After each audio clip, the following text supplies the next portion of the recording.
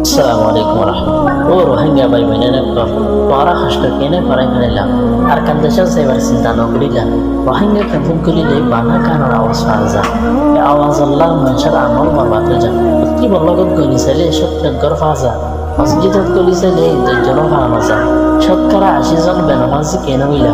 অগরিব রক্ত হইলে মায় হইব তুমি বাইরে যা আরো হদে গরমত তুমি তাকে তামারা হদ্দা আর বাবার হতা নাই হনো মানা কেমন মাঝে আরো পিছলে অনরা শুনিস না